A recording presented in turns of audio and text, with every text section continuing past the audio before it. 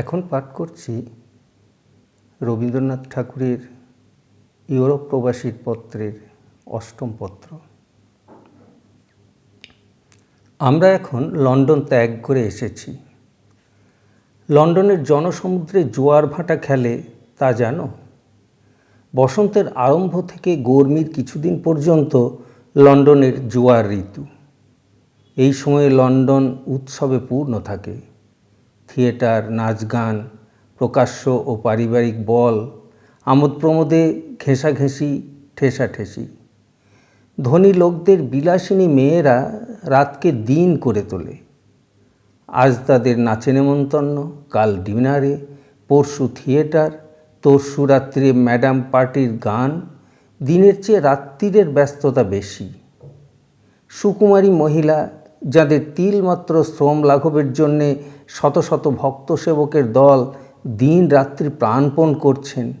চৌকিটা সরিয়ে দেওয়া, প্লেটটা এগিয়ে দেওয়া, দরজাটা খুলে দেওয়া, মাংস কেটে দেওয়া, পাখাটা ঘুরিয়ে দেওয়া ইত্যাদি। তারা রাত্রিরের পর রাত্রির 9টা থেকে ভোর 4টে পর্যন্ত গ্যাসের ও মানুষের নিঃশ্বাসে গরম ঘরের মধ্যে অবিশ্রান্ত নৃত্যরত। সে আবার আমাদের দেশের অলস নড়ে চড়ে বেড়ানো বাই নাচের মতো নয়, অনবরত ঘুরপাক। ললিতা রমণীরা কি করে টিকে থাকেন আমি তাই ভাবি। এই তো গেল আমোদ প্রমোদ। এছাড়া এই সময়ে পার্লামেন্টের অধিবেশন।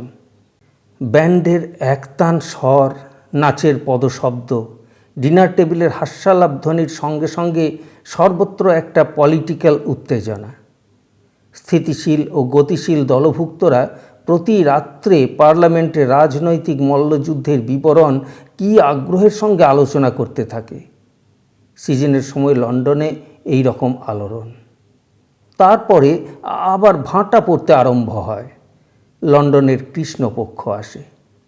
তখন আমোদ কোলাহল বন্ধ হয়ে যায়। বাকি থাকে অল্প স্বল্প লোক, যাদের শক্তি নেই বা দরকার আছে বা বাইরে যাবার ইচ্ছে নেই। সেই সময় লন্ডন থেকে চলে যাওয়া একটা ফ্যাশন। আমি একটা বইয়ে পড়েছিলাম, এই সময়টাতে অনেকে যারা নগরে থাকে তারা বাড়ির সম্মুখে দরজা জানলা সব বন্ধ করে বাড়ির পিছন দিকের ঘরে লুকিয়ে চুরিয়ে বাস করে। দেখাতে চায় তারা লন্ডন ছেড়ে চলে গেছে। সাউথ কেনসিংটন বাগানে যাও, ফিতে, টুপি, পালক, রেশম, পশম ও গাল রং করা মুখের সমষ্টি চোখ ঝলসে প্রজাপতির ঝাঁকের মতো বাগান আলো করে বেড়াচ্ছে না। বাগান তেমনি সবুজ আছে, সেখানে তেমনি ফুল ফুটেছে, কিন্তু তার সজীব স্ত্রী নেই। গাড়ি ঘোড়া লোকজনের হিজিবিজি ঘুচে গিয়ে লন্ডনটা পরিষ্কার হয়ে গেছে। সম্প্রতি লন্ডনের সিজন অতীত। আমরাও লন্ডন ছেড়ে টনব্রিজ ওয়েলস বলে একটা আধা পাড়াগেঁয়ে জায়গায় এসেছি। অনেক দিনের পর হালকা বাতাস খেয়েই বাঁচা গেল। হাজার হাজার চিমনি থেকে অবিশ্রান্ত পাথুরে কয়লার ধোঁয়া ও কয়লার গুঁড়ো উড়ে উড়ে লন্ডনের হাড়ে হাড়ে প্রবেশ করেছে। রাস্তায় বেরিয়ে এসে হাত ধুলে সে হাত ধোয়ার জলে বোধ করি কালির কাজ করা যায়।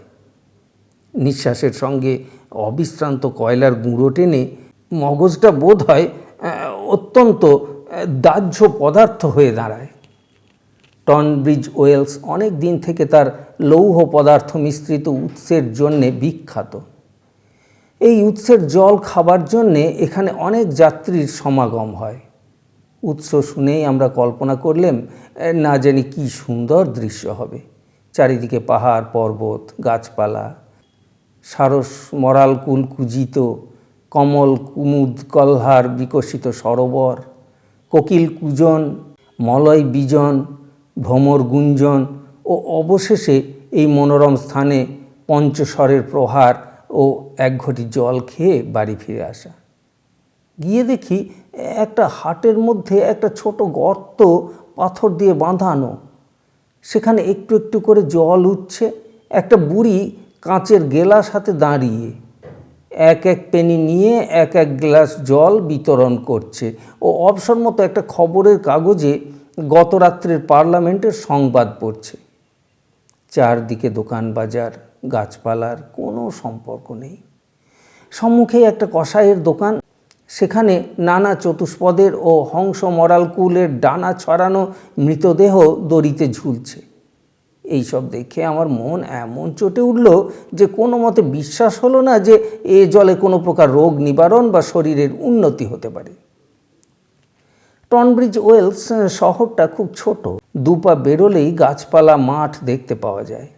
বাড়িগুলো লন্ডনের মতো থাম বারান্দা শূন্য, ঢালু ছাদওয়ালা সারি সারি একঘেয়েভাবে দাঁড়িয়ে আছে, অত্যন্ত শ্রীহীন দেখতে।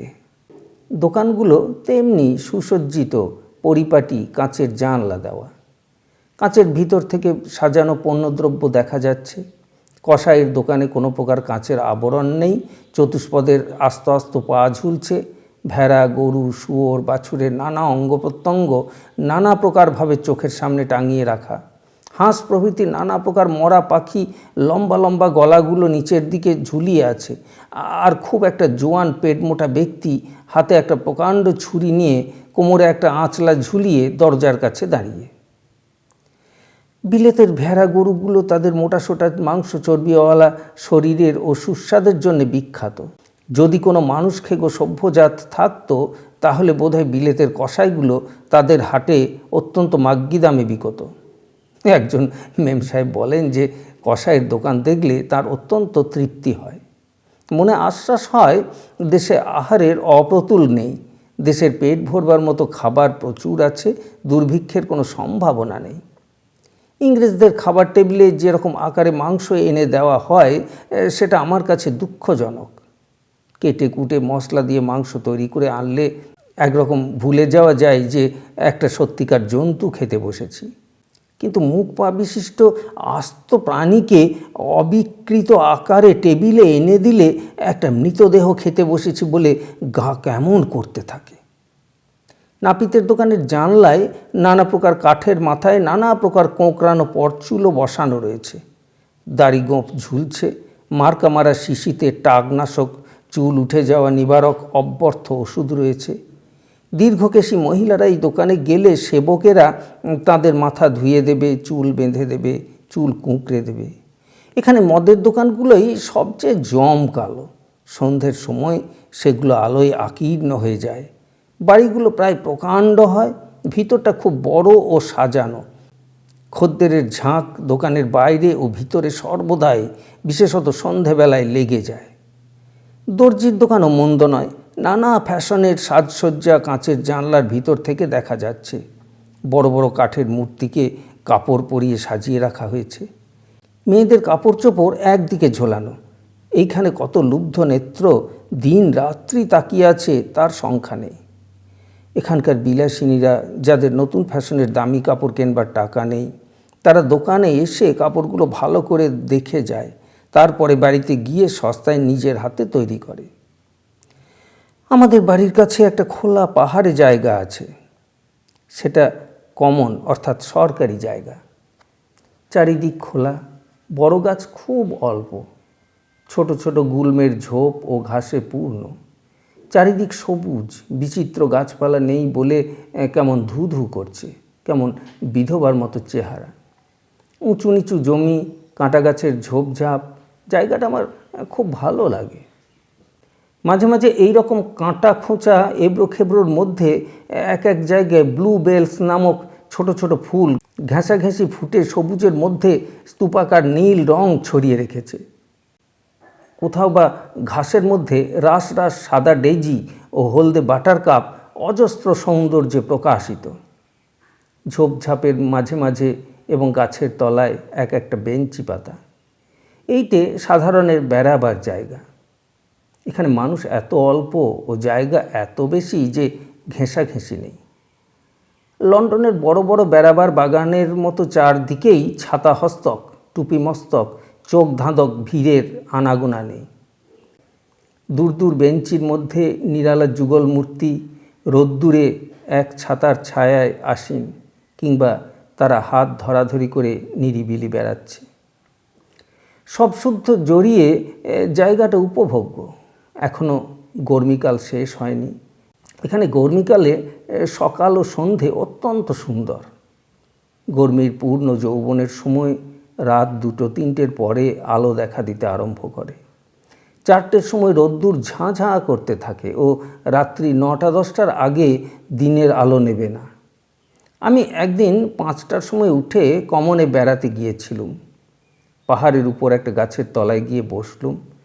দূরে ছবির মতো ঘুমন্ত শহর, একটুও কুয়াশা নেই। নির্জন রাস্তাগুলি গির্জের উন্নত চূড়া, রৌদ্ররঞ্জিত বাড়িগুলি নীল আকাশের পটে যেন একটি কাঠে খোদাই করা ছবির মতো আঁকা। আসলে এই শহরটা কিছুই ভালো দেখতে নয়। এখানকার বাড়িগুলোতে জানলা কাটা কাটা 4টে দেয়াল, একটা ঢালু ছাদ ও তার উপরে ধোঁয়া বেরোবার কতকগুলি কুস্ত্রী নল। ক্রমে ক্রমে যতই বেলা হতে লাগলো, শত শত চিমনি থেকে অমনি ধোঁয়া বেরোতে লাগলো। ধোঁয়াতে ক্রমে শহরটা অস্পষ্ট হয়ে এলো। রাস্তায় ক্রমে মানুষ দেখা দিল, গাড়ি ঘোড়া ছুটতে আরম্ভ হলো। হাতগাড়ি কিংবা ঘোড়ার গাড়িতে করে দোকানিরা মাংস, রুটি, তরকারি বাড়ি বাড়ি বিতরণ করে বেড়াতে লাগলো। এখানে দোকানিরা বাড়িতে বাড়িতে জিনিসপত্র দিয়ে আসে। ক্রমে কমনে লোক জমতে শুরু হলো। আমি বাড়ি ফিরে এলাম। এখানে আমার একটি শখের বেড়াবার জায়গা আছে। বাড়ির চাকার দাগে এবড়ো খেবড়ো উঁচু নিচু পাহাড়ের রাস্তা, দুধারে ব্ল্যাকবেরি ও ঘন লতাগুল্মের বেড়া, বড় বড় গাছে ছায়া করে আছে। রাস্তার আশেপাশে ঘাস ও ঘাসের মধ্যে ডেইজি প্রভৃতি বুনো ফুল। শ্রমজীবীরা ধুলো কাদা মাখানো ময়লা কোট প্যান্টুলুন ও ময়লা মুখ নিয়ে আনাগোনা করছে। ছোট ছোট ছেলে মেয়ে লাল লাল ফুলো ফুলো মুখে বাড়ির দরজার বাইরে কিংবা রাস্তায় খেলা করছে। এমন মোটাসোটা গোলগাল ছেলে কোনো দেশে দেখিনি। এক একটা বাড়ির কাছে ছোট ছোট পুকুরের মতো, সেখানে পোষা হাঁসগুলো ভাসছে। মাঠগুলো যদিও পাহাড়ে উঁচু নিচু, কিন্তু চষা জমি, সমতল ও পরিষ্কার। ঘাসগুলো অত্যন্ত সবুজ ও তাজা। এখানে রৌদ্র তীব্র নয় বলে ঘাসের রং আমাদের দেশের মতন জ্বলে যায় না। তাই এখানকার মাঠের দিকে চেয়ে থাকতে অত্যন্ত ভালো লাগে। অজস্র স্নিগ্ধ সবুজ রঙে চোখ যেন ডুবে যায়। মাঝে মাঝে বড় বড় গাছ ও সাদা সাদা বাড়িগুলো দূর থেকে ছোট ছোট দেখাচ্ছে। এই রকম শূন্য মাঠ ছাড়িয়ে অনেক দূরে এসে এক একটা প্রকাণ্ড পাইন গাছের অরণ্য পাওয়া যায়। ঘেঁষাঘেঁষি গাছে অনেক দূর জুড়ে অন্ধকার, খুব গম্ভীর, খুব নিস্তব্ধ।